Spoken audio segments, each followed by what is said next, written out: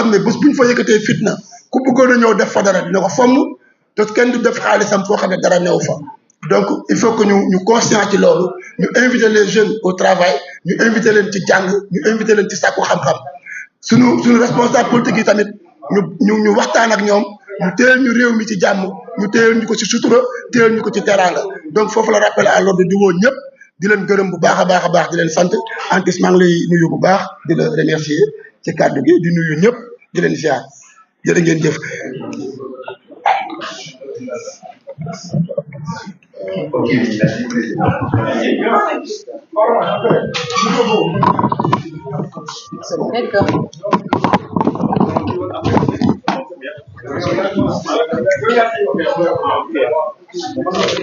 Assane. Madame le ministre. Merci président. Machallah.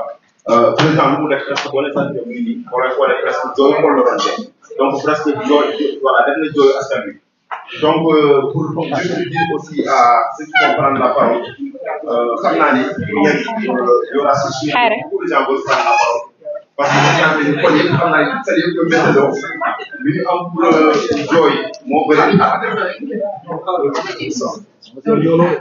ma gàtt. donc mais baax na ñi baax na.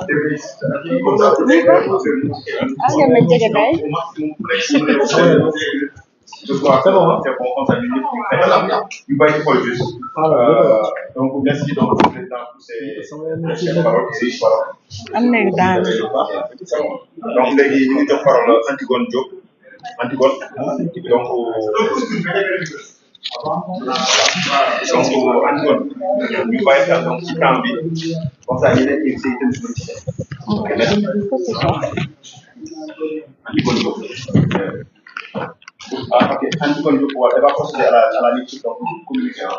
Voilà. D'accord. Merci. Je discute de la parole. Merci Antigone. Je commencerai par remercier l'assistance au premier rang, desquels Mesdames et Messieurs les journalistes et techniciens qui ont bien voulu répondre à notre invitation. Ensuite, souhaiter la bienvenue à nos honorables invités, qui, de par leur présence, ont donné à cet événement un caractère solennel. Aujourd'hui, plus que par le passé, nous nous réunissons pour dénoncer. Nous sommes ici aussi pour rappeler aux dirigeants de ce pays ce à quoi ils ont été élus. Émettre des critiques objectives et constructives. Défendre les valeurs qui fondent la République. Alerter, mais surtout veiller au respect des droits et libertés de nos institutions judiciaires, présidentielles et parlementaires. Aucune autre autorité, même le Premier ministre, ne doit s'aventurer à les discréditer ou désacraliser. C'est tout le sens et la raison d'être du collectif Rappel à l'ordre. Ceci étant dit, je voudrais enseigner sur ce Sénégal qui traverse une période charnière. Un moment où les promesses de justice, de dignité et de prospérité doivent cesser d'être des slogans et devenir des réalités vécues par nos citoyens. La cherté de la vie, le quotidien est devenu un combat. Nos familles n'en peuvent plus. Chaque jour, le prix du riz, de l'huile, du pain, du sucre, du gaz domestique devient une humiliation silencieuse pour des millions de foyers. Le peuple souffre. Et lorsque le peuple souffre en silence, la République doit parler et agir. Nous disons stop à l'indifférence. Nous appelons à des mesures claires, urgentes, humaines, pour soulager les ménages et restaurer la confiance. La fiscalité qui étouffe le pays. Un État ne doit pas tendre la main pour prélever, puis tourner le dos quand il s'agit de protéger. Nous refusons un système où les faibles payent et les puissants se faufilent. Nous demandons une réforme fiscale juste, transparente, équitable, parce qu'un pays ne peut se construire sur l'injustice fiscale, mais sur la contribution juste de chacun à l'effort national. En ce qui concerne la dignité du travailleur menacé, partout des hommes et des femmes sont licenciés sans raison. Les syndicalistes sont intimidés. Des familles se retrouvent du jour au lendemain dans la précarité. Nous affirmons ceci. La dignité du travailleur et la dignité de la nation est une nation qui abandonne ses travailleurs, se condamne elle-même. Les déguerpissements sans raison, la pauvreté n'est pas un crime. Déraciner des familles sans alternative, démolir des boutiques, détruire des vies, ce n'est pas la modernisation, c'est de la déshumanisation. Nous appelons à une gouvernance urbaine qui planifie, qui dialogue, qui respecte, parce que la modernité ne doit pas écraser l'humanité. Le sursaut moral, remettre le peuple au centre. Pendant que les citoyens se battent pour survivre, trop de responsabilités se battent pour exister médiatiquement. Le Sénégal n'a pas besoin de spectateurs, de spectacles politiques. Il a besoin de responsabilités, de sobriété et de résultats. Nous appelons à un réveil moral, un retour au sens de l'État, à la transparence et à la reddition des comptes. La jeunesse, une génération en suspens. Nous refusons de laisser une génération devenir étrangère à son propre pays.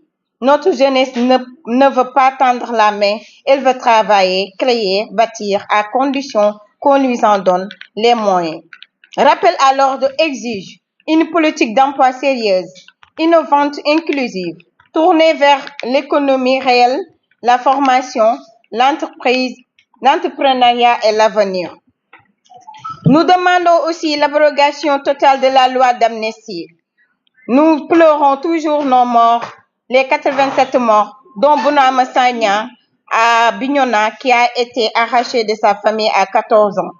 Notre démarche n'est pas politique au sens partisan. Elle est républicaine, sociale, citoyenne. Elle n'est pas contre quelqu'un, elle est pour le Sénégal. Nous ne sommes pas venus pour créer la peur.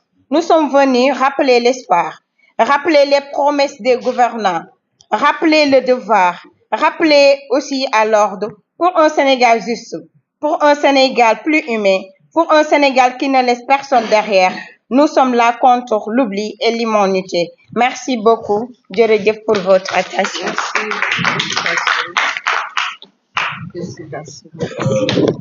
Merci. Maintenant, sans plus tarder, nous allons passer la parole à Madame le ministre vous allez donc citer